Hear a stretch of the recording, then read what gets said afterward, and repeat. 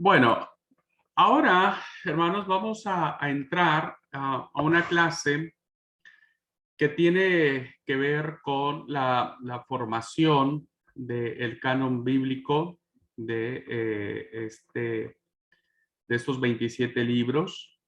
Y me parece muy interesante analizar con más detenimiento los fenómenos, las razones, las circunstancias que puntualmente produjeron o motivaron a la formación del texto bíblico. Así es que voy a compartir la pantalla para compartir la clase de este día. Y entonces vamos a hablar acerca de el canon del Nuevo Testamento.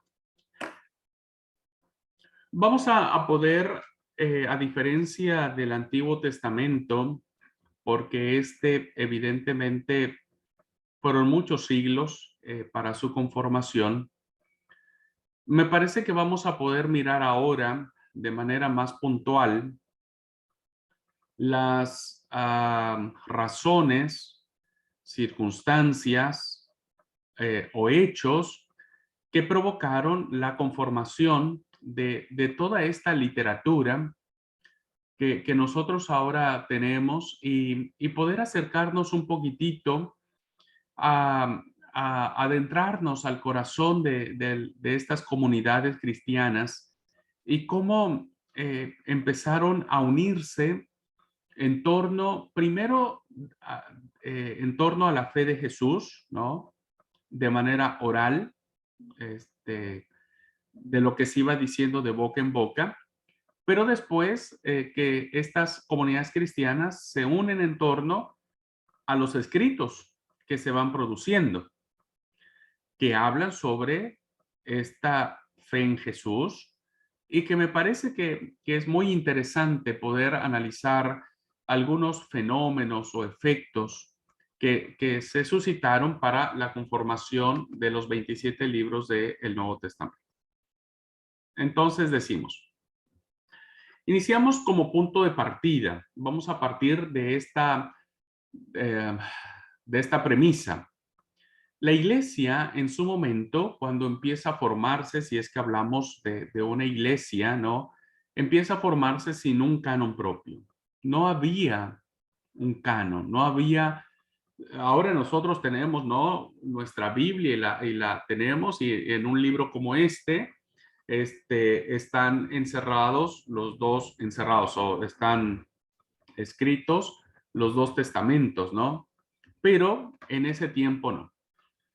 Los cristianos, hermanos, vivieron un tiempo más o menos de un siglo, más o menos, aproximadamente las comunidades cristianas en un siglo de existencia que va aproximadamente del año 30, que es en lo que es la muerte de Jesús, hasta el 160, es decir, del segundo siglo, las comunidades cristianas eh, no tuvieron una escritura propia ni un canon especial. Es decir, que aun cuando las diversas, las diversas tradiciones que se plasman en el texto bíblico, estos andaban sueltos, diríamos, circulaban de manera autónoma, circulaban de manera independiente. Y no fue sino hasta la mitad del segundo siglo cuando empezaron ya a verse de una manera un poco más visible el conjunto de los libros y ya se consideraba como un canon, como palabra de Dios. Entonces, durante ese tiempo, que abarcó casi un siglo de existencia, un poco más, los cristianos no tenían escritura propia, no decían, nosotros tenemos el Nuevo Testamento y este es ahora Mateo, Marco, Lucas, Juan, Hechos, Romanos, etcétera, sino que su escritura todavía era la Biblia de Israel, es decir, la Biblia hebrea, que se conformaba por el Antiguo Testamento, y la habían asimilado como propia. La razón es porque muchos de los convertidos al cristianismo, muchos de los convertidos al cristianismo eran judíos y que o habían crecido leyendo la Biblia hebrea o habían crecido, dependiendo si vivían en la diáspora o vivían fuera de Israel, leyendo la Biblia griega.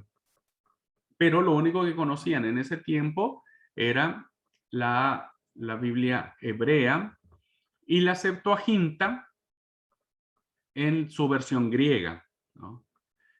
Aun cuando la iglesia, hermanos, los primeros cristianos leían la Biblia griega, la Biblia de los 70, que fue una Biblia de base que Pablo tenía y que por eso muchos de los términos que aparecen en la Biblia griega podemos encontrarlos en, en los escritos paulinos. La palabra propiciación es una palabra que está traducida de la Biblia griega, ¿no? Y ahora nosotros la heredamos y nosotros hablamos de propiciación de nuestros pecados, pero esa es una palabra que nace de la traducción griega.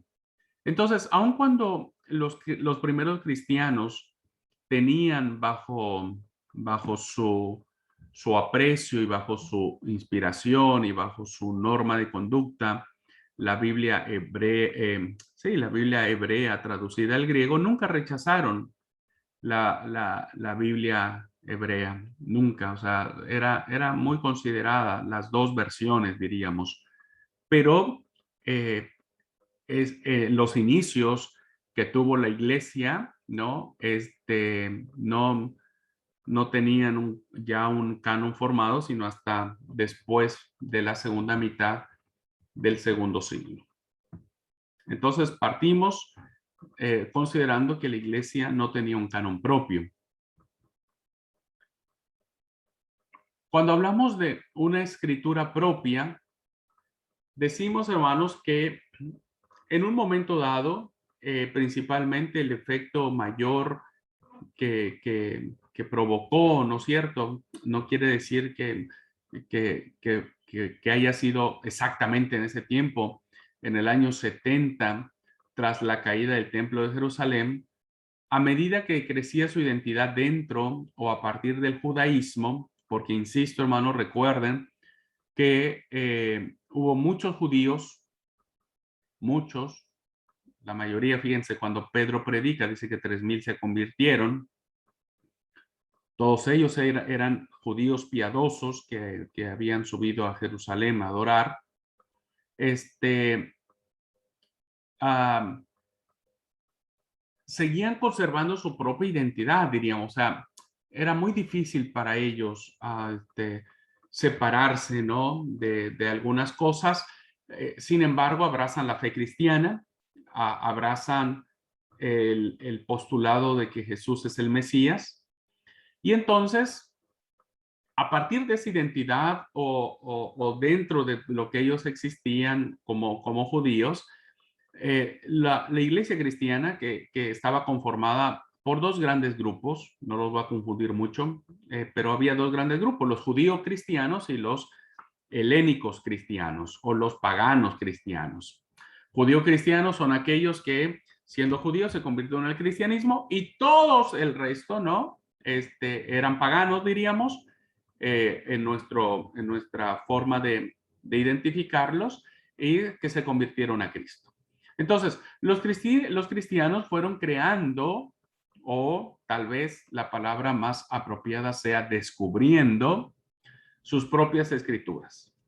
Empezaron a descubrir, analizar. Creo que el influjo del Espíritu Santo fue parte importante para ir discerniendo cuáles eran las escrituras que iban a ser propias, ¿no? Que iban a ser inspiradas, que iban a ser consideradas como norma de conducta. Entonces, parece ser que a partir del 70, con toda esa destrucción, los judíos se replegan, los judíos, como ya no hay templo, ya no hay sacerdotes, ya no hay sacrificios. Ahora los judíos, ¿no?, se van a replegar o se van a agrupar en torno a la figura de los rabinos, que sustituirán los sacrificios por la enseñanza.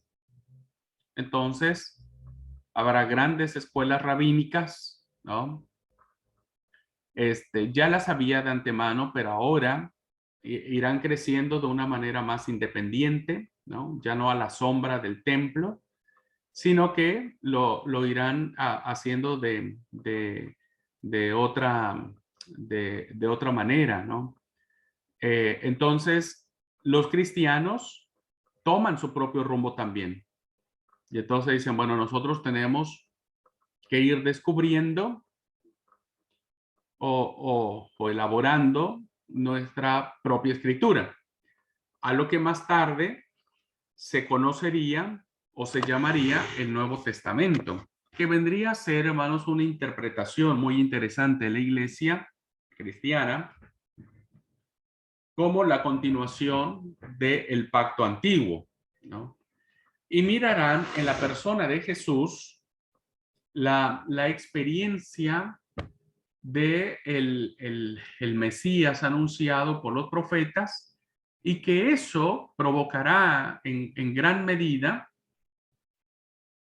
la firmeza y la seguridad de que esa escritura que se está produciendo en estos años sea equiparada o tenga el mismo valor e incluso la misma autoridad divina que el Antiguo Testamento. Entonces, ellos, la iglesia cristiana, va a establecer sus propios escritos, los llamará Nuevo Testamento y los añadirá al Antiguo. Esto es, que sin rechazar el antiguo pacto, ¿no?, fijan su propia escritura. Entonces, al hacer la fusión o la unión, diríamos, de la Biblia hebrea y um, eh, unirla a, a los escritos del Nuevo Testamento, le da ese valor de lo que nosotros en algún momento hemos considerado como canónico. Entonces, la iglesia cristiana interpreta que ahora este nuevo movimiento es el nuevo Israel.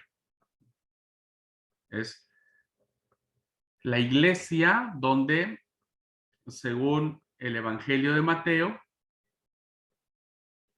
sobre la roca se edificará la iglesia. Entonces, es muy interesante, hermanos, cómo la iglesia cristiana nunca desdeñó, aún teniendo su escritura propia, nunca desdeñó la inspiración y la importancia, porque, a ver, y para eso, fíjense, esto es muy, muy significativo, porque ya lo he platicado en otras clases, pero ahora me parece más importante decirlo. ¿Por qué el Nuevo Testamento, el primer libro de la Biblia que aparece en él, es el Evangelio según San Mateo? Uno pensaría, bueno, porque fue el primero que se escribió de todos. La respuesta es falso. No es así. Uno pensaría porque quien hizo el índice o acomodó los libros de la Biblia se le hizo lindo decir, bueno, y empecemos con Mateo. La respuesta es falso. Tampoco es porque alguien pensó que era lindo poner a Mateo en primer lugar. Si alguien me diría, bueno, Mateo está allí porque,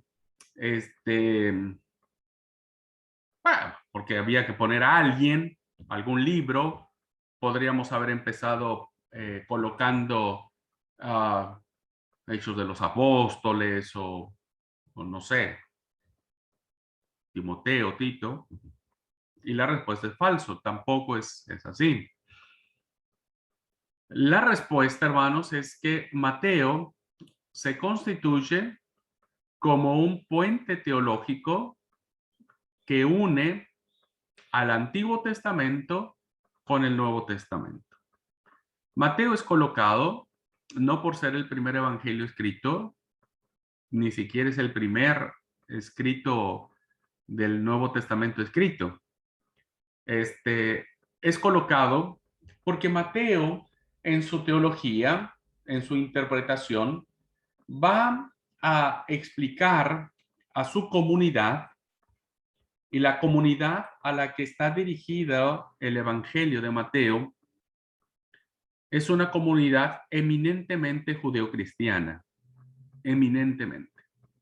Es decir, que los lectores del Evangelio de Mateo, cuando se escribe, está conformado por hombres y mujeres que conocen perfectamente la Torá, que conocen perfectamente los oráculos proféticos, tanto en los profetas anteriores como en los profetas posteriores. Son hombres y mujeres que conocen a la perfección los escritos o los ketubim que aparecen en la Biblia hebrea. Son gente muy docta, diríamos, muy inteligente, muy sabia en todo lo que tenía que ver con el Antiguo Testamento. Entonces, Mateo se coloca allí, hermanos, porque se constituye como un puente que va a unir las, si usted me permite decirlo así, las profecías o las menciones que se hacen en el Antiguo Testamento respecto del Mesías van a ser mencionadas en Mateo. Mateo, hermanos, va a presentar a Jesús de inicio, ¿no? Lo va a presentar como hijo de Abraham e hijo de David. Mateo capítulo 1 va a iniciar con la genealogía de Cristo. Y ustedes recordarán, hermanos, que las genealogías son muy importantes para los judíos, ¿no? Ya lo vimos, ya platicamos un poquitito y veíamos que hay muchas genealogías en el Antiguo Testamento. Vamos a tener, voy a programar algunas clases para extras curriculares, quien quiera tomarlas está bien, sobre eh, Caín y Abel. Estoy armando una clase extracurricular para analizar teológicamente el relato de Caín y de Abel. Y nace esta clase, prepararla de la pregunta que hizo Karina en algún momento de, bueno, ¿y Caín con quién se casó? Si no había nadie más. Bueno, nace de eso, pero después de la experiencia de Caín y Abel, hay un relato de unas genealogías. Entonces, Génesis ya inicia con genealogías. Bueno, Mateo también, fíjense. Mateo inicia con una genealogía. Y fíjense cómo inicia su evangelio, Mateo. Dice, capítulo 1, versículo 1, libro de la genealogía de Jesucristo. A ver, ya esta frase nos dice muchas cosas. Cuando habla de libro, ¿no? Ya le está dando un carácter autoritativo. ¿Me explico? O sea, no, esta expresión, libro, no es una expresión muy común, no es una expresión que debemos tomarla muy común, como hoy diríamos, préstame tu libro, o préstame un libro, o subí un libro, o descargué un libro. No, no, no. Cuando hablamos en estos términos, y recuerden que estamos ante un auditorio judío, los libros más importantes que existían en un judío piadoso era la Torá, los libros que conformaban la Torá. Entonces, ya esta expresión ya es muy fuerte. Ya los judíos escuchar esto libro dicen, el único libro que es autoridad, diríamos que es casi, qué sé yo, Dios mismo es la Torá. Bueno, Mateo va a decir, bueno, esto que les voy a decir tiene la misma autoridad.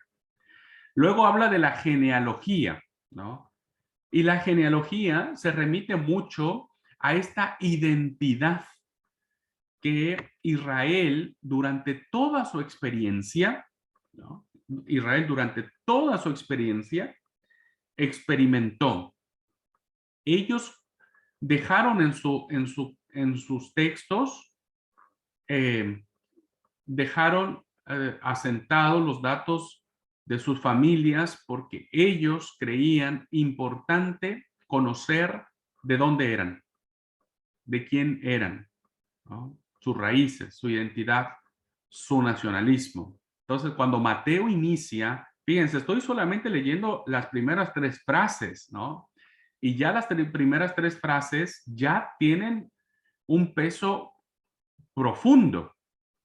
Y un judío docto en las genealogías sabrá la importancia que va a tener la genealogía que va a leer a continuación. Luego dice de Jesucristo. Esta palabra, hermanos, es muy revolucionaria. Para nosotros ya es muy común, ¿no? Ya es muy común hablar de Jesús, de Cristo, de los saludos en la paz de Jesús, los, los abrazo en nombre de Cristo el Señor. Son palabras ya muy comunes para nosotros.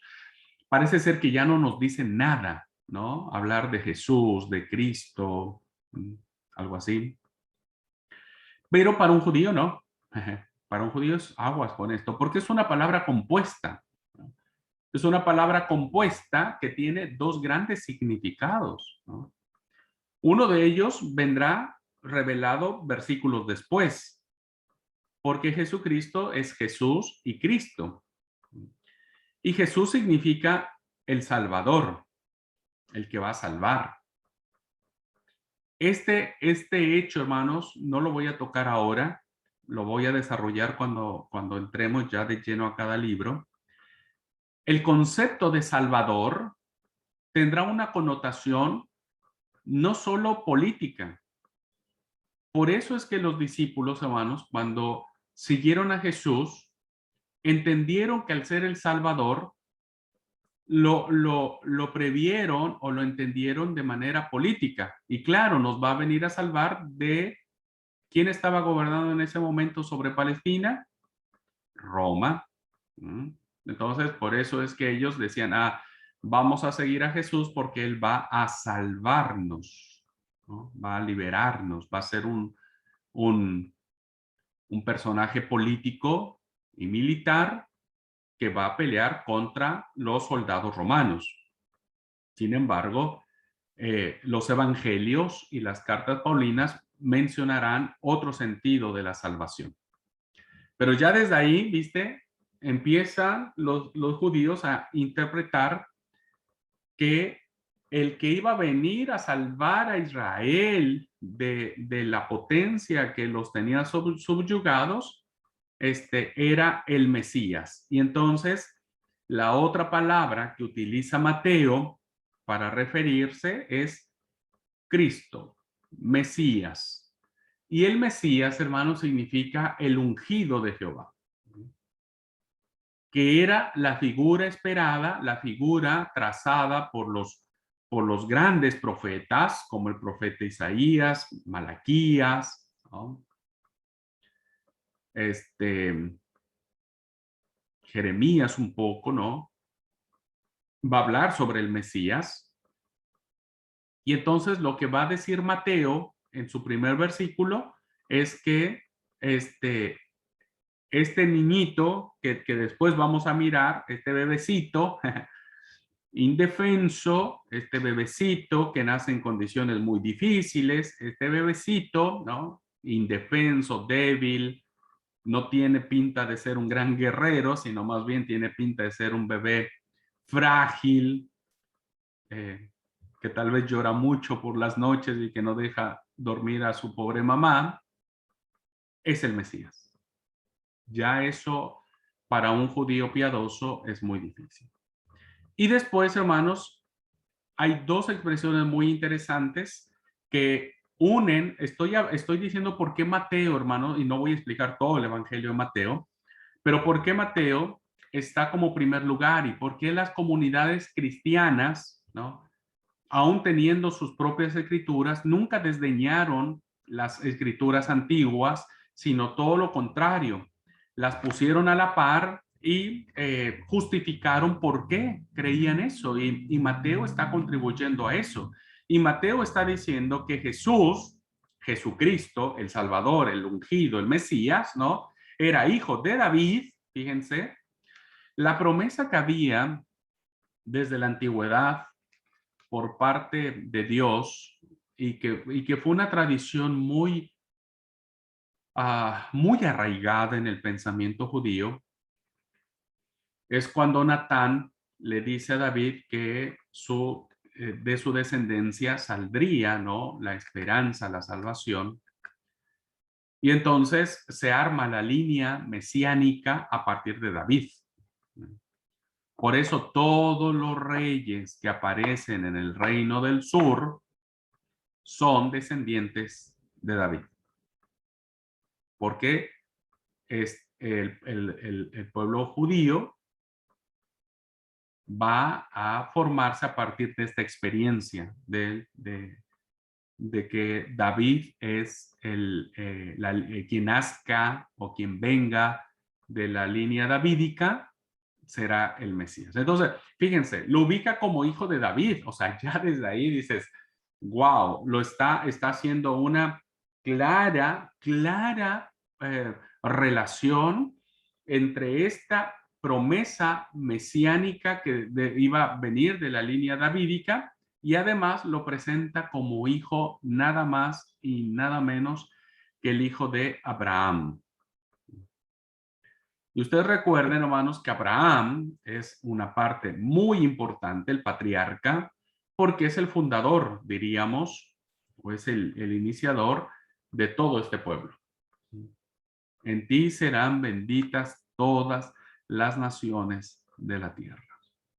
Y entonces, esta unión que hace, fíjese, hasta desde la época patriarcal, indica, hermanos, que efectivamente Mateo se constituye en el puente que unirá el Antiguo Testamento con lo que ahora se hablará, se dirá, se anunciará, se predicará de Cristo, el Mesías, que estará en la persona de Jesús.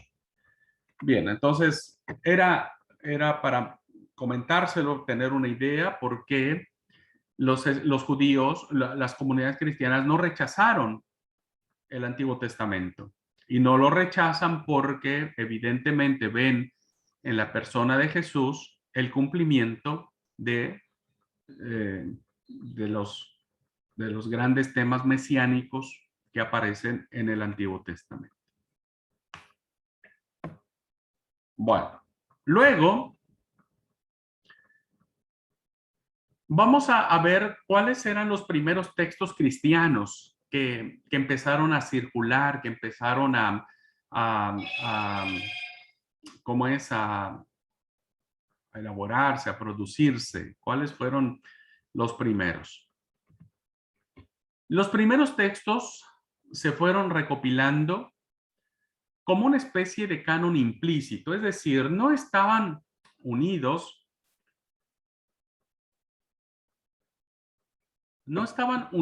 como hoy nosotros tenemos todos juntos. Tampoco estaban formados como hoy nosotros los tenemos. Los primeros textos se fueron recopilando y entonces se hizo como una especie de canon implícito entre las diversas iglesias. Aquí es algo muy importante, hermano, porque al ir por todos lados, evidentemente, tanto los apóstoles olvidados, ¿no? En busca de los apóstoles, si no mal recuerdo, es el libro que prometí que iba a investigar. Y de todos los hombres y mujeres que se esparcieron por todos lados, empezaron a fundar iglesias. Empezaron a fundar iglesias. Fíjense ustedes que cuando Pablo le escribe la epístola a los romanos, Pablo no había estado nunca en Roma. Pablo no había estado en Roma. Y cuando él escribe la carta a los romanos, ya la iglesia estaba. ¿Quién la fundó? No sabemos. No sabemos quién fundó la iglesia en Roma. Lo que sabemos es que alguien llegó a la capital, a la metrópoli del imperio y empezó a predicar de Jesús. Y entonces empezaron a formarse en diversos lugares las comunidades cristianas. Al principio, hermanos, no todos tenían los mismos escritos, porque las condiciones de publicidad y de circulación en aquellos tiempos eran muy limitadas. Obvio, hoy, hermanos, nos movemos en un abrir y cerrar de ojos. Hoy yo les comparto por WhatsApp un libro y ustedes lo tienen al instante, ¿no? En aquel tiempo no. El correo era todavía muy antiguo, ¿no? Todavía se manejaba por el tema de los heraldos y evidentemente la comunicación siempre fue muy difícil. Yo todavía me acuerdo del siglo pasado, los que somos del siglo pasado, ¿no es cierto? Vos escribías una carta y la carta tardaba hasta casi 2 o 3 meses en llegar a su destinatario. Entonces, lo que sucedía es que cuando se escribía algún libro, ¿no? Algún evangelio, alguna carta paulina, etcétera, no todos tenían el mismo libro, los mismos libros al mismo tiempo. En, algunos, en algunas iglesias se leía un evangelio, es decir, la comunidad matiana, evidentemente escogían o sabían o conocían el Evangelio de Mateo, la comunidad lucana, la marcana, ¿no? La juanina, son comunidades o iglesias que se forjaron a partir de algunos fundadores, entre comillas, que tuvieron las iglesias y que con base en eso tenían la posibilidad de acceder a esos escritos. Solo al cabo de bastante tiempo, muchos años, y por intercambio de las iglesias, cuando ya las iglesias empezaron a tener mayor comunicación, sobre todo cuando empezaron a organizarse, ¿no? Hagan de cuenta, si nosotros aquí en El Dorado solamente tenemos el Evangelio de Marcos, si viviéramos en aquel tiempo y nuestros hermanos en Colombia tuvieran el Evangelio de Mateo, ¿no? Era muy difícil poder acercarles una copia, porque además recuerden, ya les dije a ustedes lo costoso que era hacer las copias de los libros. Era costoso, había que matar, depende si era en papiro, en pergamino, había que matar muchos animales, la tinta, era muy costoso, era realmente solamente los que tenían mucha plata se daban el lujo de que algún escriba pudiese hacerles la copia de algún libro, ¿no? Pero conforme pasó el tiempo, las iglesias empezaron a organizarse, hubo mayor comunicación y decían, mira, aquí hay tal iglesia, no sabía que en Roma ya había, o que en Colosas ya había, o que en Filipos había. Y bueno, empezó a haber una cierta comunicación y fue allí, hermanos, por este intercambio que se va creando un canon unitario. Es decir, suena pueril y espero no cometer ninguna falta de respeto a las comunidades cristianas, pero era como cuando niños, viste, teníamos esos álbumes donde había estampitas de diversos personajes, ¿no? Y que a veces nos juntábamos los amigos y decíamos, che, ¿y cuál vos tenés? Y mira, yo tengo ya este personaje, pero tengo repetido este. Bueno, mira, te cambio. Yo tengo repetido este y te lo doy. A veces me imagino que fue un poco así, ¿no? Como diciendo, che, yo tengo el Evangelio de Mateo. Yo tengo uno de Marcos y uno de Juan. Y yo, dos copias de Juan. Y bueno, dame una copia de Juan para que lo lea yo en mi comunidad. Y tengo una copia de la carta de Pablo que nos escribió a nosotros, la iglesia de Corinto. Pablo nos escribió a nosotros esta carta, pero te la presto, te puede servir porque la verdad que habla cosas muy, muy lindas. Y fue así, hermanos, en ese intercambio donde empieza a formarse lo que podríamos llamar un incipiente canon unitario, es decir, unido. Ya yo, mi comunidad, yo ya tengo el Evangelio de Mateo que me mandó la Iglesia de Colombia, ya tengo la carta a la Iglesia de Buenos Aires que me mandaron los de Loma Verde, ¿no? Y entonces ya empiezo yo y empiezan ya a formarse, diríamos, los textos como un canon unitario. Y bueno, parece ser, hermanos, hermanas, que hasta finales del siglo segundo, ya pasaron 2 años, los primeros textos se pueden identificar de la siguiente manera. Permítame porque yo no tengo mi reloj cerca ahora y yo no sé qué tiempo estamos de la clase. Un segundo.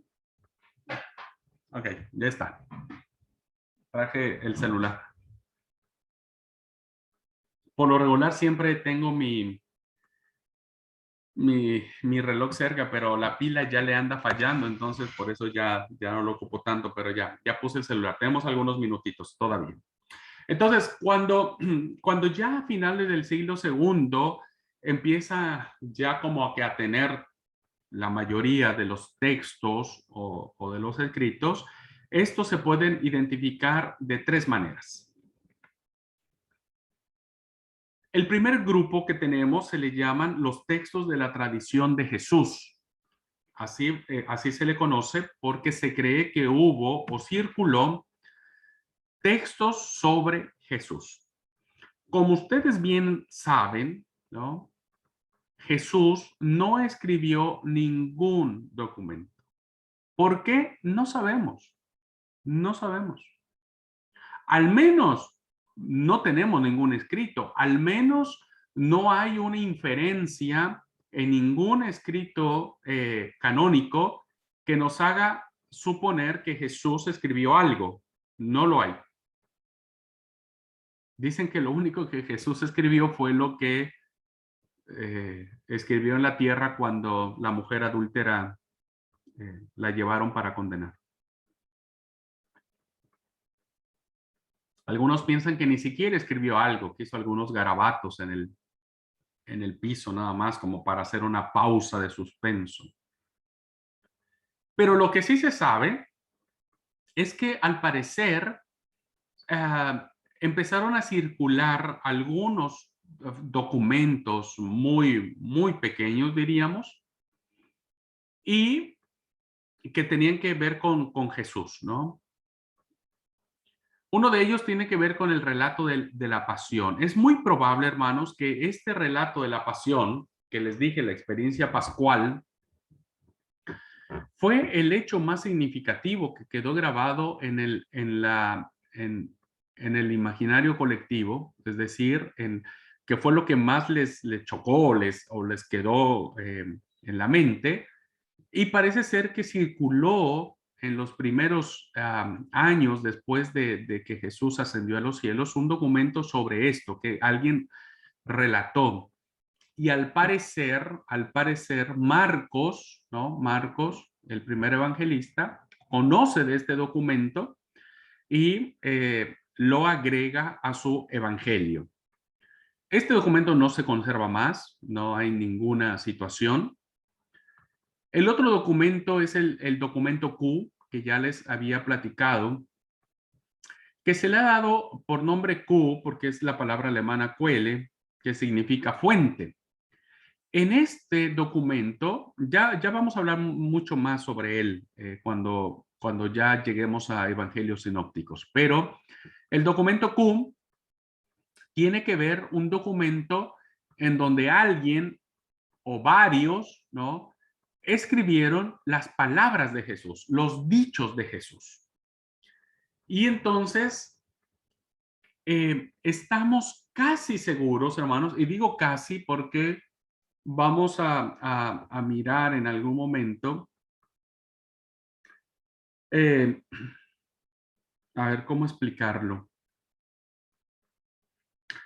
Lo voy a plantear así, miren. Estamos casi seguros que lo que está narrado en los evangelios canónicos, Marcos, Mateo y Lucas, estamos casi seguros que eso que aparece allí, que Jesús dijo, sí lo dijo el Señor. O sea, sí lo dijo, porque al ser el documento Q, el documento mucho más cercano, la mentalidad, el recuerdo y la memoria que tenían los primeros hombres y mujeres que estuvieron en contacto con Jesús pueden ser más fidedignos, más más válidos para entender que efectivamente eso que aparece allí sí fue lo que Jesús dijo, sí fue lo que Jesús pronunció. Hay algunas cosas que fueron evidentemente retocadas por los autores, ¿no? Pero que en su mayoría podemos estar casi seguros de que Jesús dijo lo que dijo. Y tiene mucho que ver con este documento, con el documento Q. Es curioso que en este documento no aparezcan los milagros de Jesús, ¿no? Estos, parece ser que los milagros se van a elaborar con base en la perspectiva o con base en el interés que cada escritor sagrado tiene para escribir su evangelio. Pero en el documento Q no hay ningún milagro, ni la alimentación de los 5,000, ni caminar en el mar, ni convertir el agua en vino, ni darle vista a los ciegos. No, solo habla acerca de los dichos de Jesús. Estos documentos, hermanos, que circularon y otros más, no se conservaron de forma autónoma, ¿no? Sino que se integraron a los evangelios mayores, que en este caso vendrían a ser Marcos, Mateo y Lucas, y solo allí, al ser absorbidos por estos grandes evangelios, diríamos, eh, fueron considerados como canónicos. Entonces, los dichos que aparecen en este documento son tomados, de ahí Marcos los toma, parece ser que Marcos conoce este documento y a partir de ahí y teniendo en cuenta el recuerdo de su maestro que fue el apóstol Pedro, elabora su escrito. ¿Okay? Entonces, esos fueron los primeros textos. Luego tenemos el cuerpo paulino o el corpus paulino. Corpus significa cuerpo, es decir, los escritos paulinos, que fueron los primeros a empezar a escribirse. En un momento dado, las cartas de Pablo fueron recogidas y editadas, ¿no? Y se dice eso, hermanos, porque se piensa que no todas las cartas paulinas fueron autoría de él. Esto no es extraño, ya lo explicamos en el Antiguo Testamento. No es extraño, no hay que escandalizarse. Pensamos que fue el apóstol Pablo. Algunas cartas sí son auténticas de él, como Gálatas, por ejemplo. Gálatas es 100% una carta paulina, ¿no? Pero hay otras cartas que no se le atribuyen a Pablo la autoría, sino más bien fueron cartas que se escriben en nombre de Pablo, discípulos de Pablo que conocían perfectamente la teología paulina, ¿no? Y que era muy común en aquellos tiempos escribir en nombre de personajes famosos. Bueno, las cartas de Pablo fueron recogidas, se editan, forman primero una colección de 7, que al parecer eran las más auténticas, que recibieron de pronto una especie de autoridad canónica, ¿no? Ya empiezan como a considerarse algo especial. Más tarde se les van a añadir las cartas del cautiverio, ¿no? Que vendrían siendo la Colosenses, Efesios, Filipenses. Y esto indicaría, hermanos, que estamos ante la presencia en aquel tiempo de que las comunidades cristianas ya consideraban las cartas paulinas, los escritos paulinos, como autoritativos, como normativos, como diciendo, si Pablo lo escribió, pues hay que hacerle caso a Pablo. Eso fue muy importante. Y vemos el testimonio de este ejemplo en lo que Pedro dice en su primera carta del apóstol Pedro, en su segunda carta, perdón, en la segunda carta de Pedro, donde dice, capítulo 15, versículo 16, y tener entendido que la paciencia de nuestro Señor es para salvación, como también nuestro amado hermano Pablo. Ahí yo no sé si ya se habían perdonado de la pelea que tuvieron ellos dos. Se pelearon fuerte. Hasta los santos se pelean, hermanos.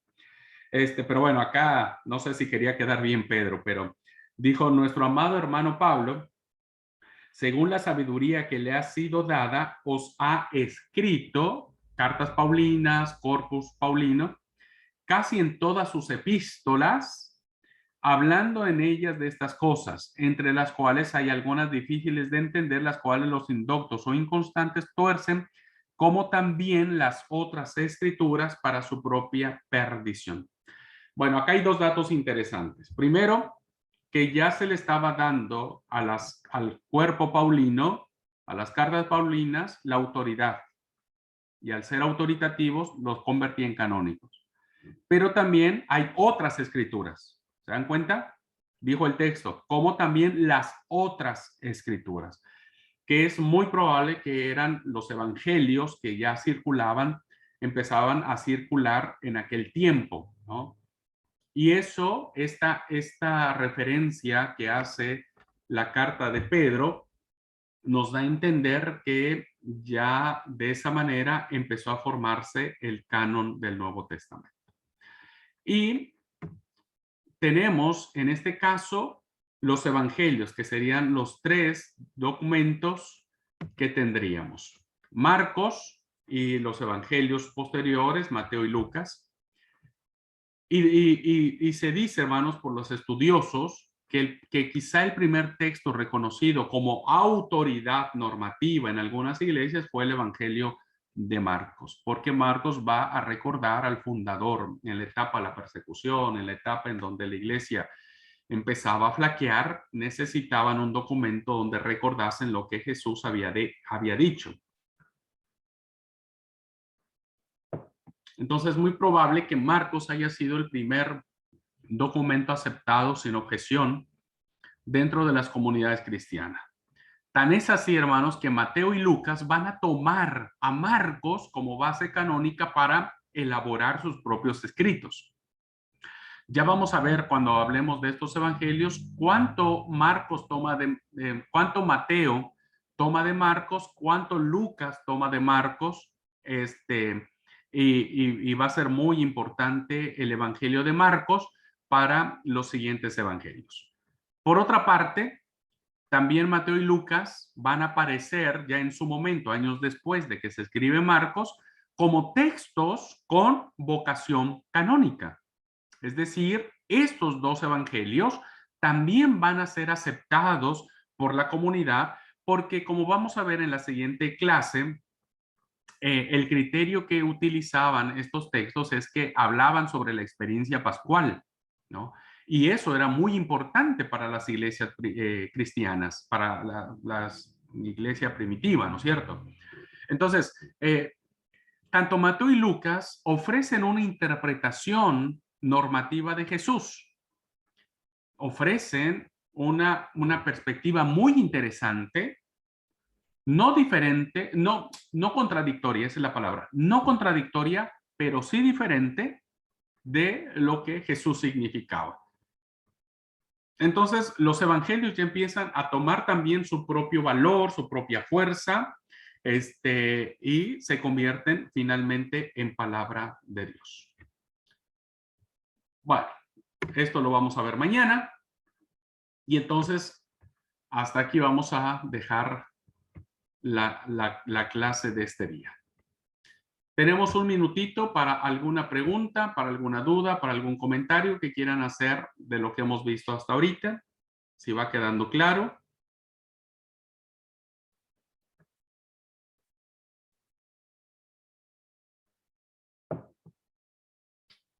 ¿Vamos bien, hermanos? ¿Bien trabados? Bueno.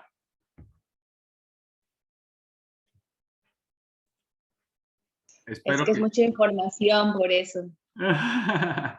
Sí, sí, yo sé, yo sé. A veces los profesores, viste, como que perdemos ese punto, como que nos olvidamos que Es que los del frente no sabemos todo lo que ustedes dicen. sí, sí, se nos olvida un poco, viste, que nosotros también empezamos igual, empezamos así como, yo recuerdo mis primeras clases que tuve con alguien y yo me quedaba así como diciendo, ¿y en qué idioma habla este cristiano?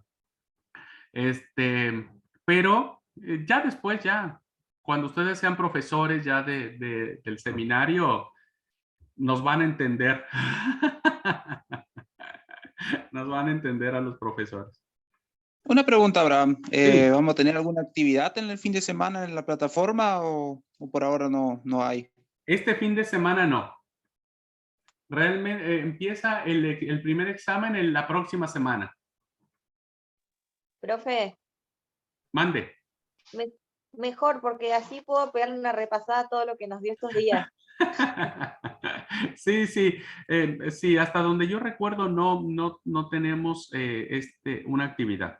Este fin de semana todavía tranquilos, descansen, este, sueñen con los evangelios, sueñen con Pablo, sueñen con Roma, con Grecia, en fin. Ya después ya, que Dios los ayude. Yo ya en historia ya de por sí ya sueño con Roma y con Grecia, así que ya no hay nada que hacer. Bueno, vamos a terminar entonces la clase aquí.